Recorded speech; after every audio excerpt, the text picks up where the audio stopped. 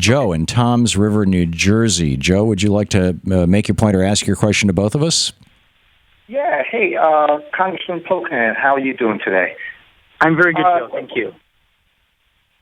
I'm sorry. Yeah, my question, or maybe my point was, the Occupy movement a couple of years back, I mean, the media did such a disservice to that movement, and they were calling them, a bunch of hippies and dirtbags. And I think that motivation that they were tapping into is that same motivation that all these Trump supporters are about.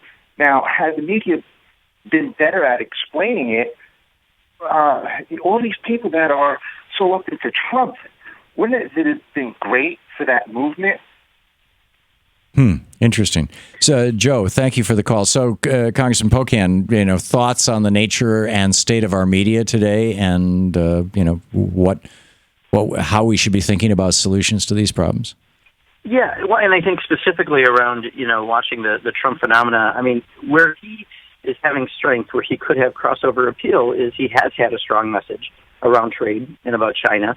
And, I think we have to be, because we're more credible on this, we have to have equally strong message, because when we can show that Donald Trump says, he doesn't support all these measures on trade and he's upset about China, but he produces his ties in China and he brings in workers from overseas, he suddenly loses all credibility on trying to have a populist tone, and that the Democrats really are the people, along with all the folks who've been protesters and things since what's happened to the economy, have stood on the right side of these issues.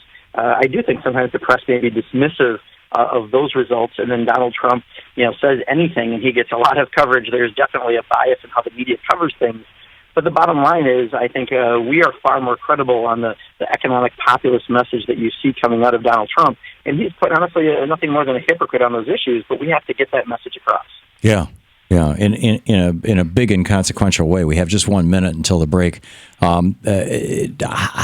It seems to me that if the media had not given Donald Trump over $1.5 billion worth of free airtime, compared to just a couple $100 million worth of free airtime for Hillary Clinton and Bernie Sanders and others, that Donald Trump would not be at the head of the Republican ticket right now. Would you agree with that? And if so, what do we do? I completely agree. I mean, every time he held a press conference, he was strategic. It became infomercial, and they covered it.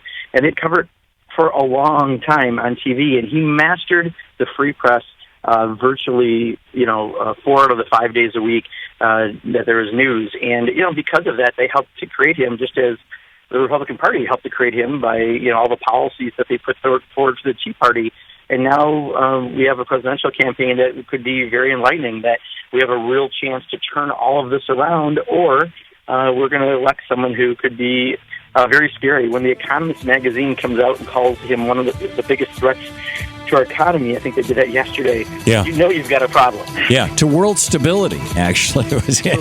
Absolutely. Yeah. Congressman Mark Pocan is with us, representing Wisconsin's 2nd District, pocan.house.gov. You can tweet him at Mark Pocan or at Rep Pocan.